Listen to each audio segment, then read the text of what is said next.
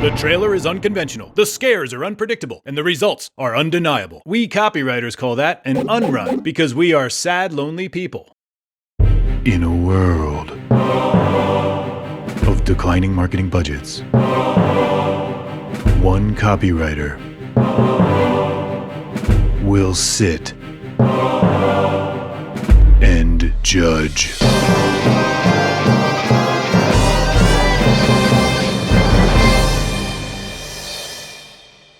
Advertising. It all starts with one thing: attention. Attention? In this economy? For a horror movie, there's no better way to do that than with a really good scare. Boom. Or two. Oh my. And there's two steps to a good scare. Step 1, build suspense. Step 2, surprise! Oh my. But the X factor here is the audience's expectation. If they expect the scare, it won't work. So what's the best way to manage those expectations? Typically, you're gonna try to subvert the expectations. Tell them you're going to zig and then zag. But what if you can eliminate those expectations by showing them something unconventional, keeping them on the edge of their seats? Could you do it? Should you do it? How far should you go? Especially if this is the very beginning of a campaign. A great first impression is good, but if you can't follow that up with a good second impression, does it matter? What? No. All these questions and more as I watch, critique, and give a score to Other Mommy trailer.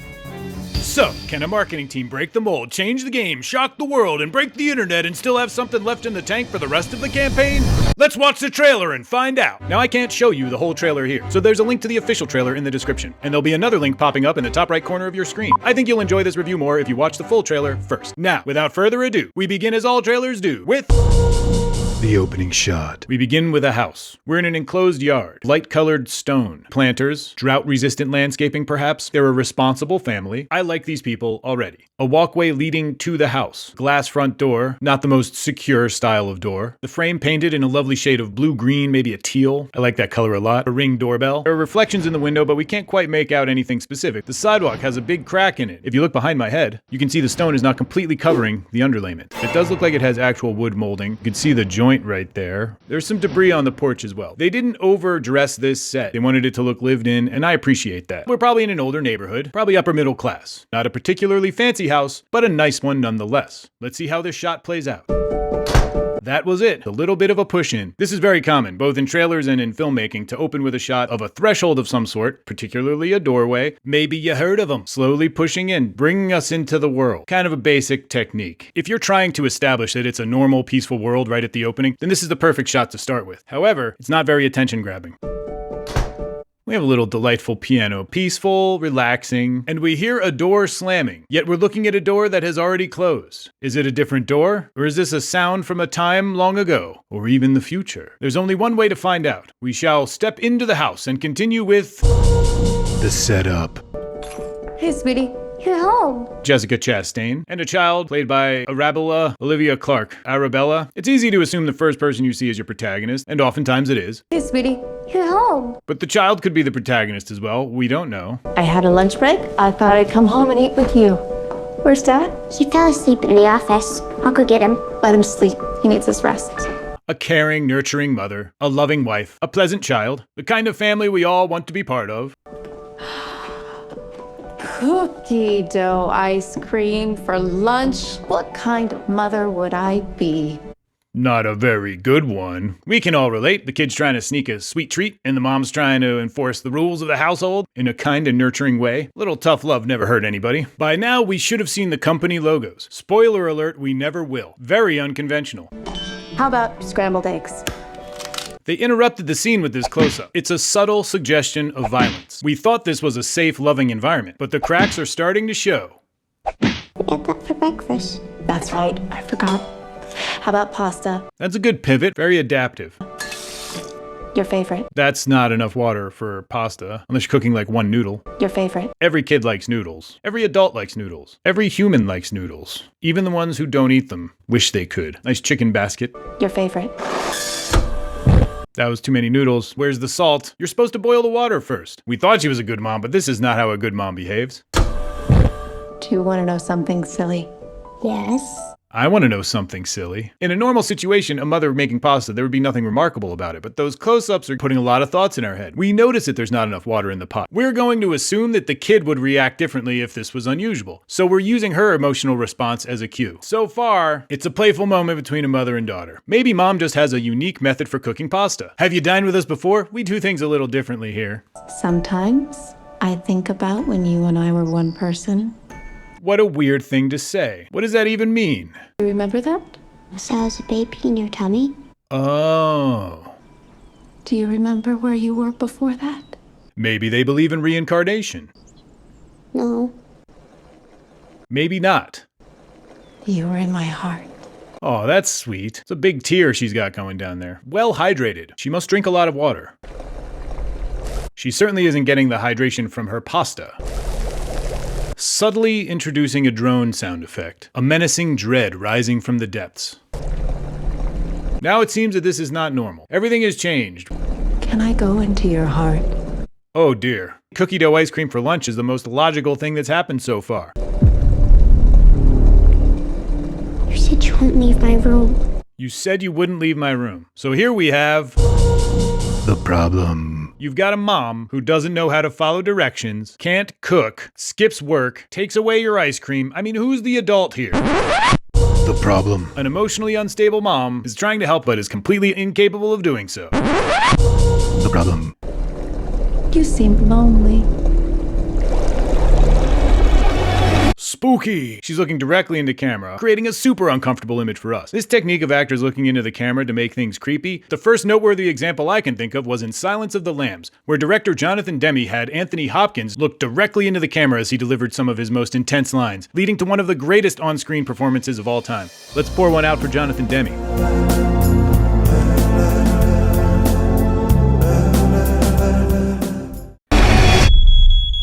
We get the date card, which typically would lead you into the back end. Sometimes they use a card like this as a transition between pods, which are essentially chapters or sequences in a trailer. However, this is not a trailer. I know, it's labeled a trailer. Maybe the marketing team would argue that it's a trailer 1, but I argue that this is a teaser trailer, a very long teaser. So far, all that we've seen has been one long scene, building up to mom being very creepy. And now we get the date card. This is very unusual, especially since they could have put the company logos here. While we're here, we can talk about graphics. It's a plain sans serif font. Bold, thick stroke, impactful, not very thematic, not very special, not very interesting. Be disinterested. But I am very interested in the sound design. Listen.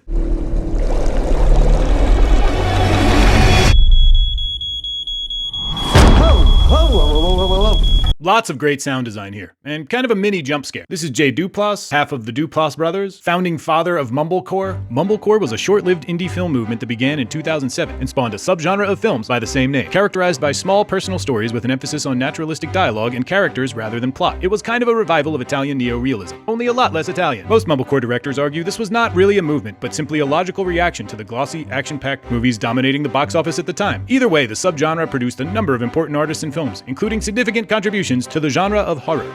Responsible father taking a nap in the middle of the day. Whoa. What were you cooking? Bella? You need a grown-up to help keep you...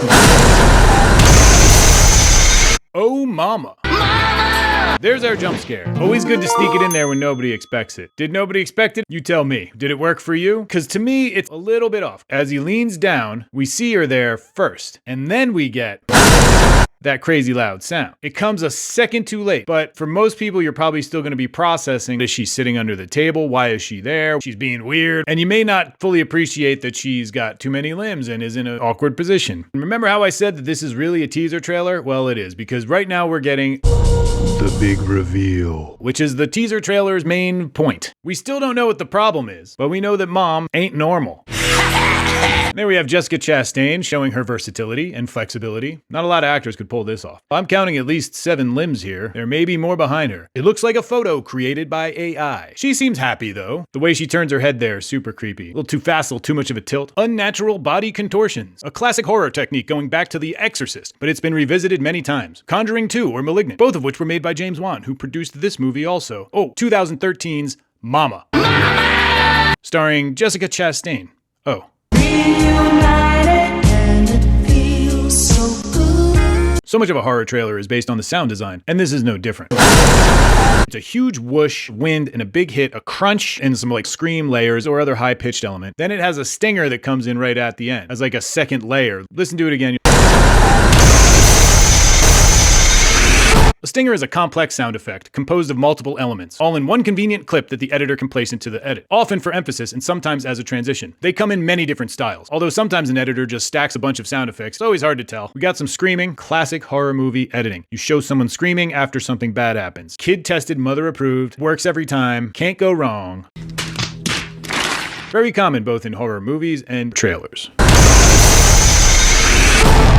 Oh, they've reversed the polarity on the color, so we now have a white background with black letters, same simple font. We have a heart drawn on the condensation of the mirror. That would normally be a kind thing, but under the circumstances, we're not feeling confident about that. Somebody was in the house. We're getting that beeping sound. It's not the smoke alarm. We heard that before. Perhaps we'll find out what that is. Ought. She looked like you. What? No, ought. What? She looked like you. She looked like you. Now we finally understand the problem. There is an extremely strange being that looks like the mother, with extra limbs, living in the house, burning pasta, doing yoga under the table, but that is not the mother. You may say it is an other mother. We're a minute and 27 seconds into it. If it were a trailer, we would have learned this sooner. What? They're intercutting here between creepy genre elements, letters spelling out some words, and beats of story information. Off, over the hill, on the house, oh the humanity. You don't have to be scared, Mommy. She's nice. Indicating that this other Jessica Chastain, this other lady, I wish I had some word to describe her, this other mother, is familiar to the daughter. It's a little hint about the origin or backstory of the evil spirit, but just a hint. I got nothing. Sometimes she's there, sometimes she's not. That's a creepy hand, doesn't look healthy, could use some moisturizer. We have a word, other. We've been doing a rise up into this moment, and here we have the stop down, because in trailers, we don't just stop, we stop down, which in a horror trailer is usually gonna lead to something creepy. Is it really you? Are you tricking me? Say what again? Can we trust our own senses? They just subverted the expectation of the stop down by showing us an uncreepy moment. That's interesting. Be interested. Oh, this is unfortunate. They wanted to write mother, but they ran out of room. They should have started with the M. Normally, you would send it back to the graphic designer and say, hey, can you maybe put the M before the rest of the word? What a real shame. I can't believe they released it like this. Oh man, and now there's an earthquake? When it rains, it pours. One might be curious why someone would store all of their potential weapons on one table. For those of you not in America, this is standard practice in the States. Other Mo. He's crawling away in fear. Notice he has gunk on his face that's sort of reddish purple, and some has spilled on his shirt as well. She clearly interrupted him while he was eating some sort of berry pie. I would assume blueberry, but it could be blackberry, or perhaps a mixed berry pie. That would be delightful. I hope he ate a lot of it before he was interrupted. Oh, other mom. Of course.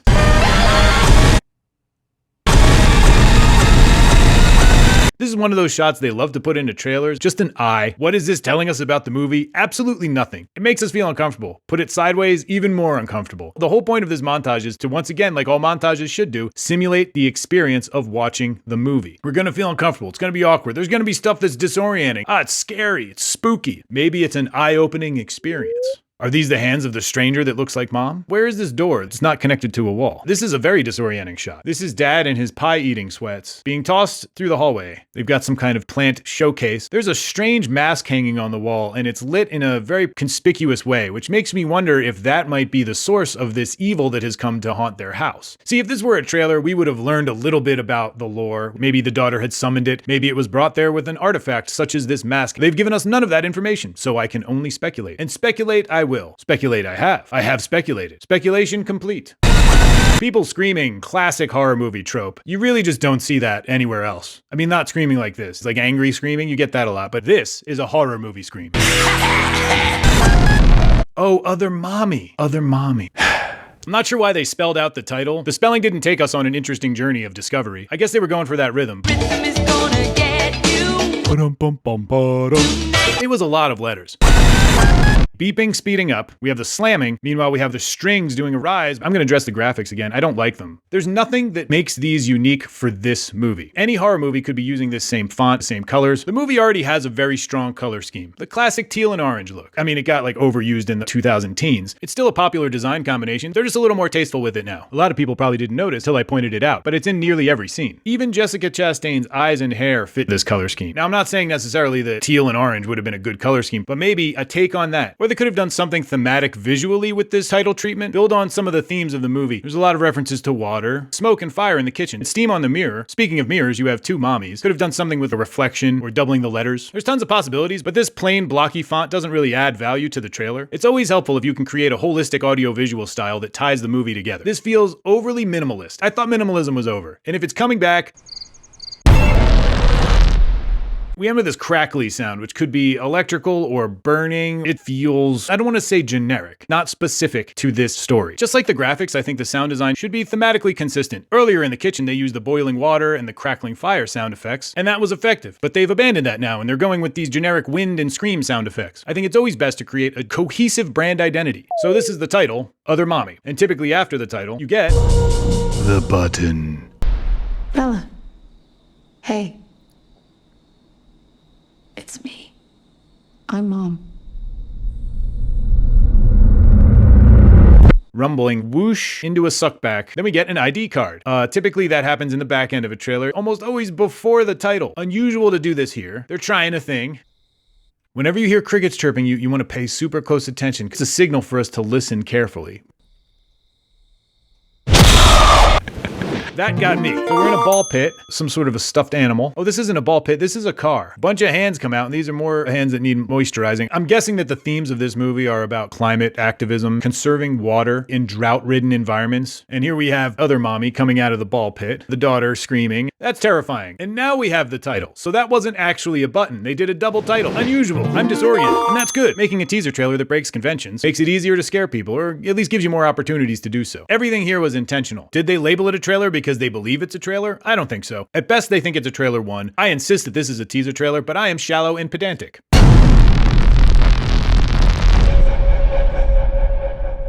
That's a little stinger at the end there. I think this is a great strategy for creating a first impression. Break the rules. Do whatever it takes to make the scares work. It's a conceptual trailer that doesn't even feel like a heavy-handed concept. Most people wouldn't have even noticed the ways that they changed it up. One long scene without any logos. So what? One big scare. Then a rhythmic montage, minimal story with lots of creepy moments, a stop down to nothing, anticlimactic. What? Then a fake-out title card, a single lonely cast ID card, then boom, another jump scare, followed by the actual title card. It's pretty impressive. My only concern is that they may have set unrealistic expectations for the rest of the campaign. They've got plenty of story left to show us, but have we seen all the best scares? They got us hooked, but they need to keep us on the line for another 2.5 months. It might have been better for them to do a compressed campaign, releasing this piece maybe in early September, and then put out a high concentration of marketing for 1 month leading up to the release. But we haven't seen anything else they got, so I can only speculate. Speculation complete. Enough babbling. Let's give this one a score. The score. 8 categories on a scale of 1 to 5. The rubric is below. The sound design. I already spoke at great length about this. It's fantastic. The only knock against it was some thematic inconsistency. 4.5. The strategy. I already spoke about this too. It's a concept based on selling the scares, revealing the movie to the public, and trying to make them jump. My only concern is how are they going to follow this up? 4.5. Spelling out the title is not copy, so there is none. And another copywriter goes hungry. The pitch. I think they could have done a little more to give us some hints about the source of this evil haunting the family. There's also a few other actors listed in the credits, and I didn't see a sign of any of them, which tells me there's a ton of story they're not telling us. But all things serve the concept, so I can't ding them too much. 2.5. A bonus point for the concept, and 2 half bonus points for the jump scares. The editing. All things serve the concept. They got the jump scares done, and they did it well. Other than the jump scares, nothing really stands out in a positive or a negative way. 3.5. The genre elements. We had the 2 jump scares, some creepy mom stuff peeking around corners, gross hands, and contortionism, but because of the long opening scene, we actually didn't get all that much, but they did enough to make us jump, so we'll give it a 3. The music. Not a whole lot. We had some piano stuff at the beginning, but nothing remarkable and nothing detrimental, so I'll give it a 3. The graphics. Uninspiring. 2.5. We'll add up those scores, don't forget those bonus points, and divide by the number of qualifying categories. And the total is 3.643. This trailer is on a whole other level. Can I go into your heart? So what do you think? Did this teaser trailer grab your attention? Did it exceed expectations? Do they have enough left to sustain a campaign? Or did they dump the whole box of noodles into a pot before they filled it with water? I think you know my opinions, but I'd love to hear yours. Come at me in the comments, and while you're there, give me a thumb, subscribe, and check out some of my other videos. And don't forget to hit that bell, which will remind you when new videos drop so you can see me next time.